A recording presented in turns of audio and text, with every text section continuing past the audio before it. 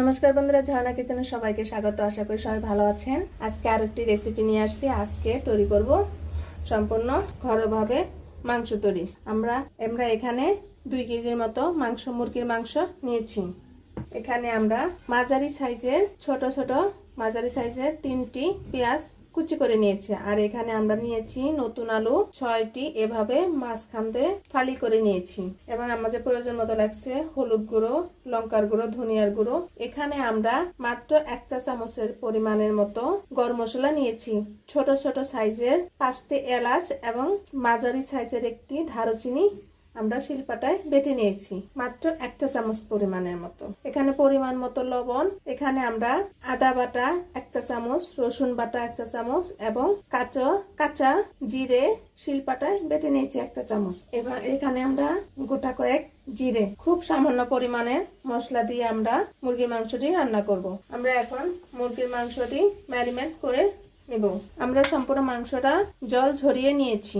আমরা এখানে 1 চা চামচ এবং 1.5 চা চামচের পরিমাণের মতো হলুদ গুঁড়ো দিয়েছি, লঙ্কার গুঁড়ো 2 চা চামচ পরিমাণের মতো দিয়েছি, ধনিয়ার গুঁড়ো 1 চা চামচ এবং জিরে, আদা এবং রসুন এখানে 1 চা চামচের মতো জিরে বাটা, 1 চা চামচের পরিমাণের মতো আদা বাটা এবং 1 চা চামচের পরিমাণের মতো রসুন বাটা আমরা দিয়েছি এবং পরিমাণ মতো লবণ।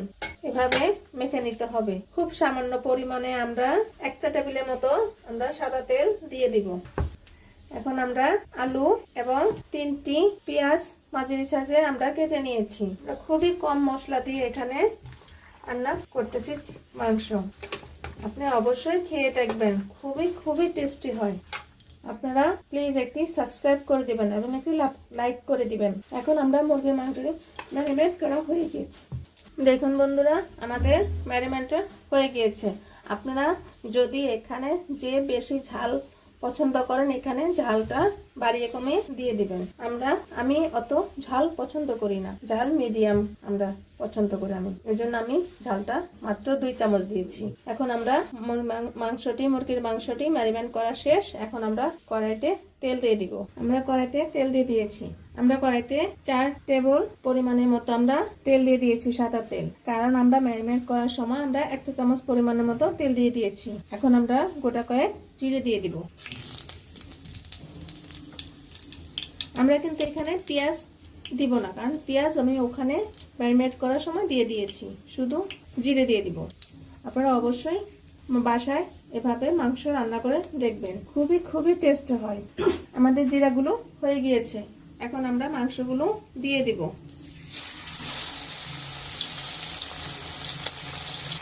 আমাদের মাংসগুলো দেওয়া শেষ হয়ে গিয়েছে। এখন আমরা এভাবে উল্টিয়ে পাল্টিয়ে নিব। আমরা এখানে সব মশলা প্রায় 1 চা চামচ পরিমাণের মতো, হলুদ আর লঙ্কার গুঁড়ো একটু বেশি দিয়েছি পরিমাণে। আমরা কম মশলা দিয়ে রান্না করব, কারণ বেশি মশলা দিলে অনেক সময় মশলার কারণে কোনো মাংস এবং যে কোনো তরকারি খাওয়া যায় না। কিন্তু এভাবে কম মশলা দিয়ে খেলে অটোমেটিক পেটে জায়গায় নেয় না, কিন্তু পেট ক্ষুধায় লেগেই থাকে মনে হয়। আপনারা অবশ্যই এভাবে কম মশলা দিয়ে রান্না করে খাবেন এবং ভিডিওটি শুরু থেকে শেষ পর্যন্ত অবশ্যই দেখবেন। আপনারা অবশ্যই আমার পাশে থাকবেন। আপনি যদি এভাবে কম মশলা দিয়ে রান্না করে তরকারি সবাইকে, মেহমান এবং বাসার লোকজনকেও যদি খাওয়ান, এভাবে সবাই হাত চেটেপুটে খাবে। আমরা ভাবি যে বেশি মশলা দিলে মনে হয় বেশি টেস্ট হবে। এটা আসলে ভুল ধারণা।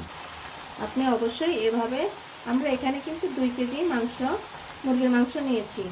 সব কিছু আমরা আদা, রসুন এবং জিরে কিন্তু মাত্র 1 চা চামচ পরিমাণের মতো করে দিয়েছি। এভাবে বাসায় তৈরি করে খাবেন, দেখবেন সবার হাত চেটেপুটে খাবে। বন্ধুরা, আপনারা অবশ্যই ভালোভাবে মুরগির মাংসটাকে ভাজা করে কষিয়ে নেবেন।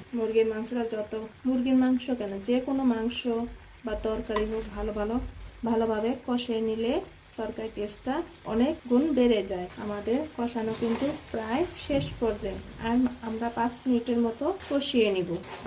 আপনারা অবশ্যই এভাবে ভাজা করে কষিয়ে নেবেন। বন্ধুরা, আমাদের কষানোগুলো মুরগির মাংসগুলো খুব ভাজা ভাজা হয়ে গিয়েছে। এখন আমরা জল দিয়ে দিব। এভাবে আমরা জল দিয়ে, দেখুন বন্ধুরা তরকারিতে বলক চলে আসছে। এখন আমরা ভালোভাবে উল্টিয়ে নিব, কারণ এখন আর ঢেকে দিব না, কারণ আমরা ভাজা ভাজা করে কষানো হয়ে কষেছি, এজন্য আর ঢেকে দিব না। ঢেকে দিলে আবার এখন মাংসগুলো গলে গলে যাবে। কিছুক্ষণ আমরা এভাবে বলকিয়ে মশলা দিয়ে নামিয়ে নেব। আপনারা অবশ্যই তরকারিটি লবণ চেক করে দেখবেন। এখন বন্ধুরা দেখুন আমাদের তরকারিটি প্রায় হয়ে গিয়েছে। এখন আমরা বেটে রাখা গরম মশলাগুলো দিয়ে দিব। আমরা ঠিক 1 চামচের মতো আমরা নিয়েছি। এখন ভালোভাবে উল্টিয়ে নেব, আর আমরা 5 মিনিটের মতো মশলাটা সিদ্ধ হলেই আমরা নামিয়ে নিব। বন্ধুরা আরেকটা টিপস হলো, যদি একটুখানি অর্ধেকের চেয়েও কম যদি মাংসটা নামানোর আগে একটু চিনি দেওয়া যায়, টেস্টটা দ্বিগুণের চেয়েও টেস্টি হয়ে যায়। আপনারা অবশ্যই নামানোর আগে 1 থেকে 2 মিনিট আগে তখন অর্ধেকের চেয়েও কম পরিমাণে একটু হালকা চিনি দিয়ে দিবেন। আমাদের মাংস তরকারিটি হয়ে গিয়েছে। এখন আমরা নামিয়ে নিব। দেখুন বন্ধুরা আমাদের মাংস তরকারিটি হয়ে গিয়েছে। যেমন সুন্দর হয়েছে, ঠিক খেতেও তেমন টেস্টি হয়েছে। আপনারা অবশ্যই এভাবে বাসায় তৈরি করে খাবেন, কম মশলা দিয়ে। ভিডিওটি দেখার জন্য ধন্যবাদ। Thank you.